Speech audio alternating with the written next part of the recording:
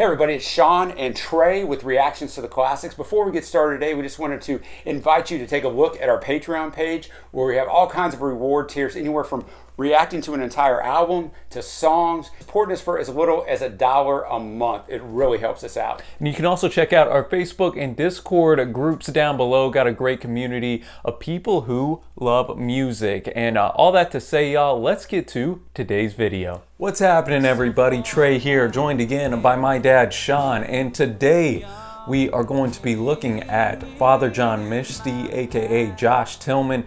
For our patron, our dude Josh, are going to be a more modern review, which we always like to do, and this album's going to give us a lot to discuss. That's for sure. So put on your philosophical thinking caps. Before we get into the record itself, let's kind of look at the man behind the Father John Misty moniker. Well, it's the third studio album by Josh Tillman under his pseudonym Father John Misty, released in 2017, recorded in March of 2016 in LA. They said they did no more than 2 takes for any song on this album. So I found that to be interesting. But to understand where we are, yes, Trey, we must look at what happened to Josh Tillman, aka Father John Misty. Josh grew up in a family of fundamentalist Christians, so the best way I could describe that, being a Christian myself, someone who really believes you got to live by these rules, and anytime you live outside of those rules, hell and damnation is going to come upon you. And to me, that's not religion. That's not what Jesus came here intended to do. And oftentimes, Trey, when someone grows up this way, and there's several musicians you come across who grew up this way, what happens when they get out of the house, right? They go completely the other direction. Yeah. So he was going to a Christian college in upstate New York, and one day he just left. He didn't tell his professors, didn't tell his parents. He goes to Seattle, he's sleeping on floors, he's releasing folk albums just on his own, and it's not really working out for him. And then he has a breakthrough. He gets to become a member of Fleet Foxes, who are out of Seattle when they were over a little bit, but they weren't way over. So in 2008, he becomes their drummer, and he said it should have made him really happy, but he goes from playing a bar of 20 people to a festival with 10,000 people, and he said it didn't make him happy, it actually made him miserable. So he leaves in 2012, and he has this breakthrough moment, Trey. It's one of these stories, it seems like it's something you'd see in a movie, but he said he's going down the California coast, and he picks up a French-Canadian shaman, and they dose a hallucinogenic, and he becomes aware as he's sitting in a tree naked overlooking the ocean at Big Sur, and finally gets a glimpse of his real self. He realized he was the hero of his own tale. That made him adopt this Father John Misty, and in this album in particular, he's really went over to another place where he said this is the most real album he's ever done. I did a ton of research on this. I really wanted to understand it. I watched a 31-minute interview he did explaining everything that I'd already kind of researched.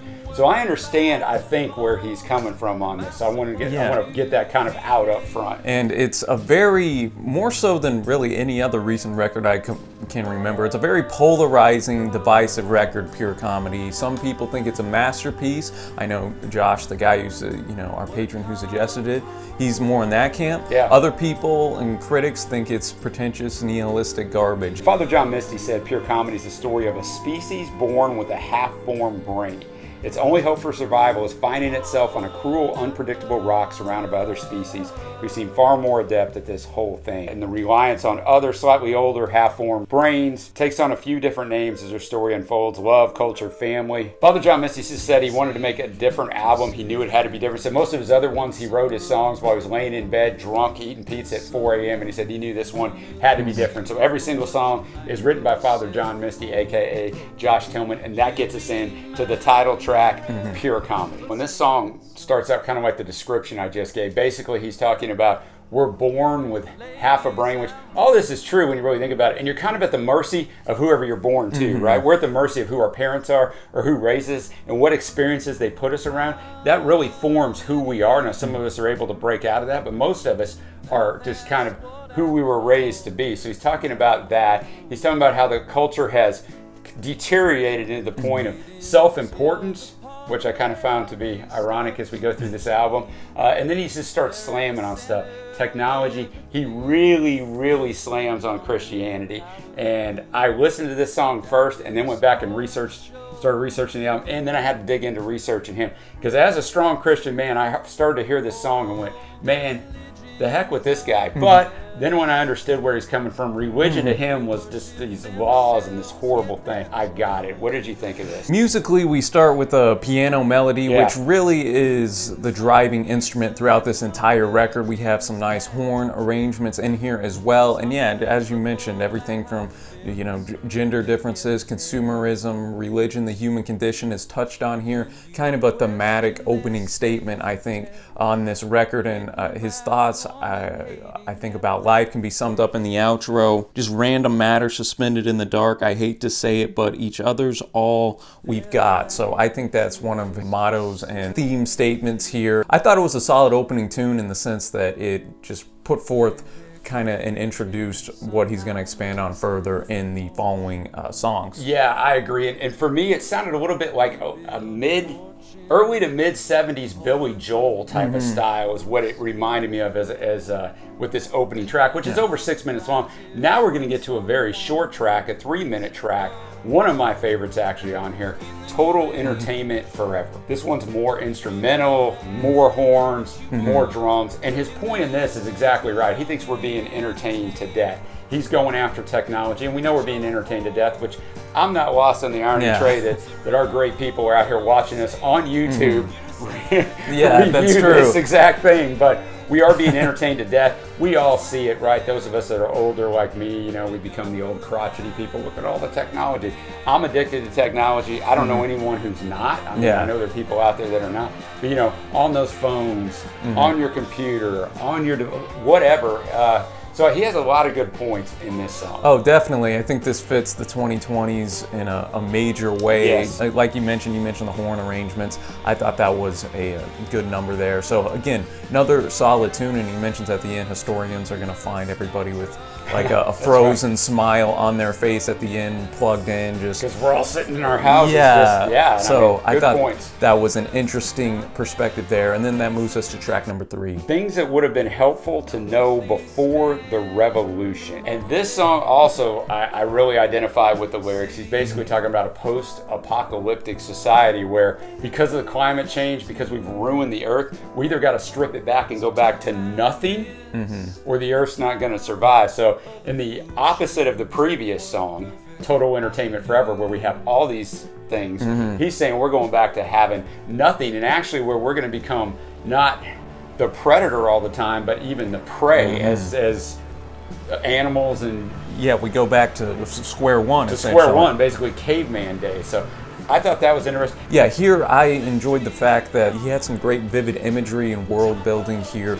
Put you as the listener in the setting of this kind of post-apocalyptic world that the people are in now. They ironically long for the conveniences that put them in this state, which I thought was interesting. And he notes at the end that the earth refuses to die. So again, I thought it was I thought we've had 3 solid tunes to start off, and then we get to one of my favorite tracks, Ballad of the Dying Man. And this is, I think, just a great song to make you think. Because this guy who loved to check other people and put across his viewpoints and this and that, he's getting ready to die, and then he starts to realize, oh man, who's going to check all these hacks and hipsters and this and that now that I'm gone?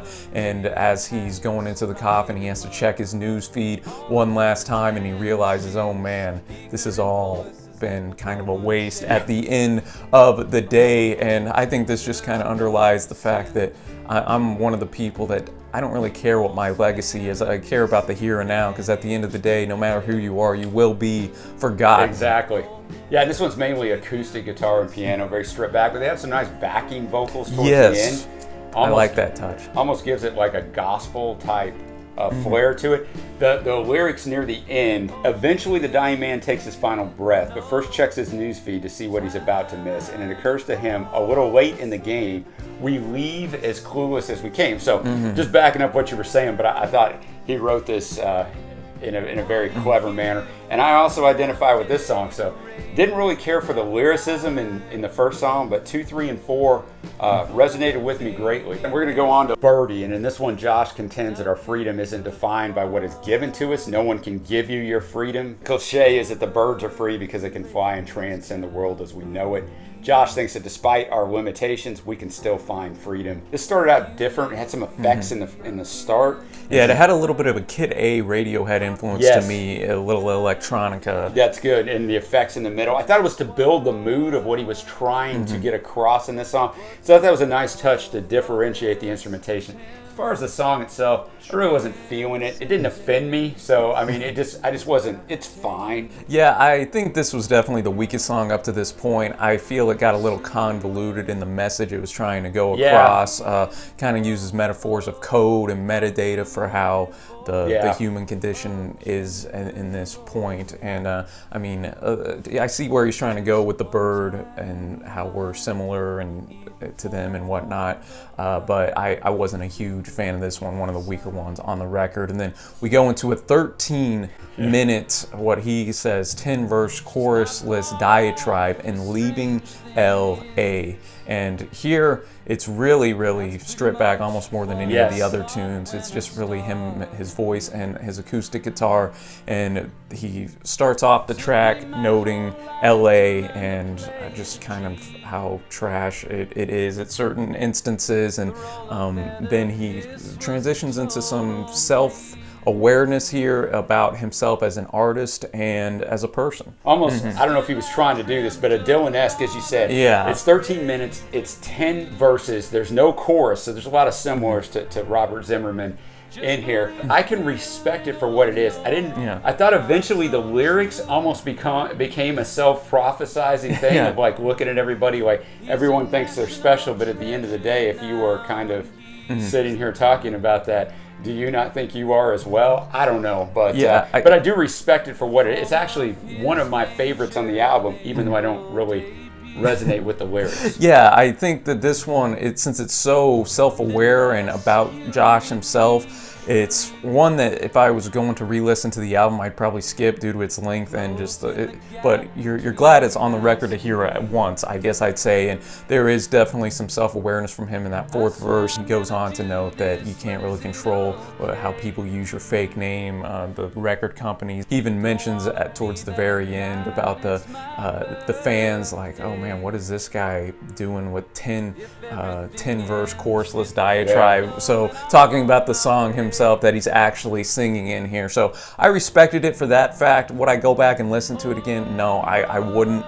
But it was an impressive display of writing, I thought, on his part. And I agree. Started to show some self-awareness in here. We go on to track number 7. A Bigger Paper Bag. Father John Misty, Josh Tillman, he stopped drinking, went vegan, stopped doing all of this stuff when he was writing this album. So he said it gave him clarity, and on this song, it really gave him clarity. In this song, he's using alcohol, drugs, and ego to shield himself from the world and other people. He ends the song by telling himself he's the only one he loves, and sometimes people only like you for what you like in yourself, so that's really not good. So I think what he's getting at here, I think that part of the message is good. Like, we identify with people if they tell us what we want to hear, right? Oh, yeah. Oh, I like that about you, and I like that. And we don't really like when people tell us things that are wrong with us, but those people really, not the critics, but those people who are close to you, those people are the ones doing you a favor. If you're on a self-destructive path, Trey, and we've seen people this way, and the people around you are telling you, oh man, that's okay, keep going, that is not a good thing. So I thought that was a nice, bigger message in this song. Oh yeah, and then musically it had like some echoed vocals, a more prominent bass line to differentiate it some, and just an interesting fact of where you can feel like I can take on the world whenever you're in like that intoxicated, self-absorbed state. So I thought it was a good tune and kind of a neat little breather coming after Leaving LA. And then we go on to track number 8, When the God of Love Returns, There Will Be Hell to Pay. And here he starts off the first verse kind of with the horsemen of the apocalypse coming. His big critiques with the God of the Bible starts to show this horseman of the apocalypse, look at the prisons and just the world in general. Then aren't we in hell already? Feeling that it's not right for God to judge humanity. I can't go into a big theological discussion on this video, but I think this is feelings that a lot of people have that aren't of the Christian faith and whatnot, but I think they're somewhat missing the whole picture of Scripture. And I agree with that. I think his experience growing up go back to that of believing that this is what God wants out of you. But yeah, I think the idea of saying, and he mocks God throughout this song, in my opinion. So I absolutely hate this song for that reason, because I think whether you're a believer, whether you're a non-believer in God, you got to be really careful about those things. But I think it's ironic that he says basically to God, you created us, so how can you judge us? We're doing the best we can. Yet throughout this album, throughout these 74 minutes, really what Josh Tillman is doing is judging everybody and everything, including himself, for 74 minutes. So then to turn around and go, how can the creator of the world judge me? The irony in that is unbelievable, and maybe he realizes that, I wasn't feeling this, and I'm with you on the theological side. What do you got? He believes God to be impatient and not aware of humanity's condition, and I mean, one of the basic premises, of Christianity itself is that God came down as a human being in Jesus. Scripture itself, I was reminded of 2 Peter, where it mentions the Lord's not slow to fulfill his promises, some count slowness, but is patient towards you, not wishing that any should perish, but that all should reach repentance. I think where a lot of people who go against the God of the Bible, they'll almost cherry pick certain things without 100%. Seeing the full picture. I wouldn't go and cherry pick something from the Quran or the Book of Mormon or something and take that without knowing kind of the full story and how it fits into the wider picture of their holy books. And so I feel that Josh was a little off the mark on this one, even if it's lyrics that obviously were heartfelt to him and what he was feeling and wanted to bring forth, but probably spent too much time on this, but I thought it brought up some good discussion. No, that's absolutely phenomenal. We'll move on now to track number 9. Smoochy, so you got a totally different thing. He's stepping back out of that real seriousness. I thought he did a good job arranging this album, going from heavy, deep stuff to, everything's pretty heavy and deep, but not that this is not a heavy, deep subject. It's the pet name that his wife and him have when she helps him through his depressive state. So it's basically a shout out to her to thank you so much for getting me through these things. Yeah, and his wife is a filmmaker, and like you, I think it was a much needed thematic shift and a bit more personal where to him himself, just as I like that part of it. An individual, rather these deep existential philosophical thoughts. And then we move on to track 10. 2 wildly different perspectives, and here I thought he did a great job being more objective. I did too. In this, I did too. There's some fantastic lines in here. It mentions that one side says y'all go to hell, the other says if I believed in God, I'd send you there.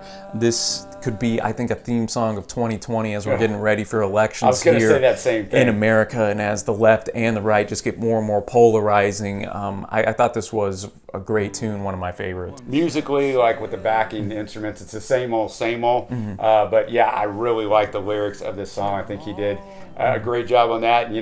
We get on one side or the other, and then we refuse to admit the other side's right, even if it's plain as day. If something happens over here and the other side, we're just living in a world now where no matter what, I'm drawing the line in the sand, and I possibly could not be wrong. So no matter what, I'm right. So yeah, I thought he did a really good job on this one. That takes us to The Memo. And this one keeps with the cultural criticism. Starts out criticizing visual art, music with boy bands, sports, drugs, technology. I saw it written, if it's an issue in modern America, it's in these lyrics. There's a Spotify dig in here because he was distraught when he heard one of his songs on a Spotify playlist. So I thought that was ironic that he kind of went after him, because how do we listen to this album? From Spotify, There's some computer-generated voices in here to build the mood. So I thought he did a really good job instrumentally and with the effects of building the mood of this song. Yeah, the little robot effect, that's what I noted too. At least made it a little interesting, because at this point the piano-driven rock was getting stale for me. We're at about the 60-minute mark at this point. I liked some of what he had to say in here, especially the line, and as the world is getting smaller, small things take up all your time. He had some good points in here, but this wasn't necessarily a favorite for me. I thought the next 2 tracks did a much better job. Yeah, I agree. And I think the one thing he did do here is the last 50 seconds of this song, we had a total tempo change. So that was nice heading into the next to the last track. So I'm Growing Old on Magic Mountain, which the title and themes borrow from the novel The Magic Mountain by Thomas Mann. It tells the story of a man perhaps near death who reflects on his youth, the dancing, the booze, the sex. He reflects on what seems meaningful. He seems reluctant to let go of these memories and just move on. And I think we've always, we've all kind of been around people who are that way. Here musically, the last half was pretty awesome because it got a burst of life in here. We had a synthesizer, we had a vibraphone, we had built a great ambiance for the song. I thought this was one of the best songs on the entire record. I mean, it's about 10 minutes long. Yeah, but like the last 5.5 minutes are only instrumental. Yeah, so exactly. I thought that was a strange thing to do, but a nice touch. I did like that a lot. Me too. I was pleasantly surprised by that. A good topic here, and then we start to wind down with the closing track here in 20 years or so. And I thought this was a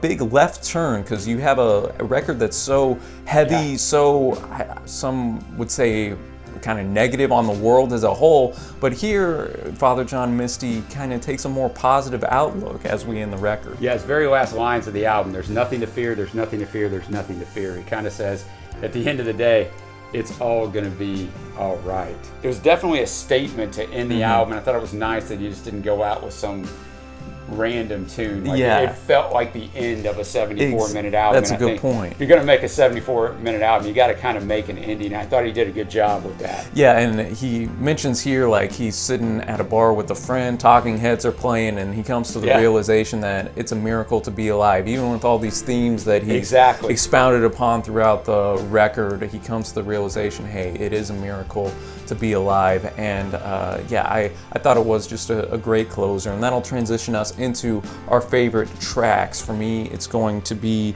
Ballad of the Dying Man, two wildly different perspectives, and So I'm Growing Old on Magic Mountain. So I'm Growing Old on Magic Mountain, for me, total entertainment forever. And even though I didn't like the lyrics of the song, just the artistic expression that Leaving LA is going to be up there for me. And now we come to our grade, our overall score. And for me, this one is tough on a few avenues.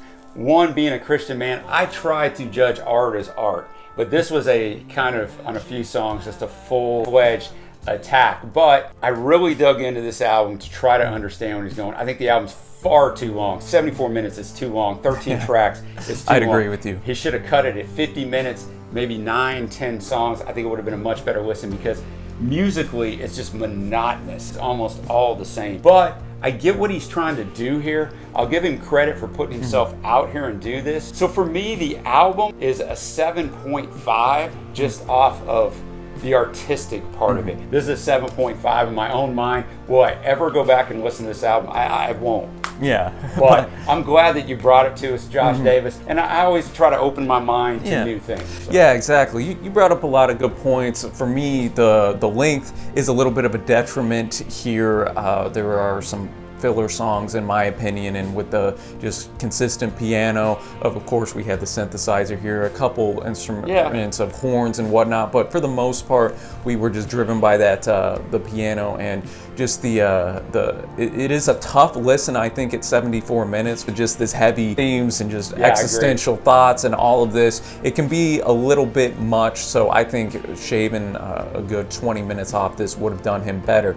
That said, I was impressed how he went out and touched on so many different topics. Even if I didn't agree on all of his conclusions, I respected the fact that he went out and did an artistic statement and didn't just do a cookie cutter indie type of folk record that he could have continued on from his success of his previous records. At the end of the day, I thought it was a pretty good record, so I'm gonna have to go with the 7.75. Is it something I'm gonna revisit to as a whole besides my favorite tracks? I don't think so. Just for the reasons I mentioned, but as you said, I'm thankful that you brought this to our attention, Josh. This was a very unique album to review, probably one of the most unique ones we've reviewed on the channel. Thank you, Josh, for supporting us, man. We always appreciate it. Fun diving in. Thank you, Dad, for diving into the research. Yeah, man, it was definitely interesting. If you've listened to this record, let us know what you think of Pure Comedy in the comments below. If you like this video, be sure to hit that big red subscribe button, and we upload every single day, so I'm sure you'll find something you like here. And until next time, y'all, thank you so much for watching. Happy listening, and we will see you.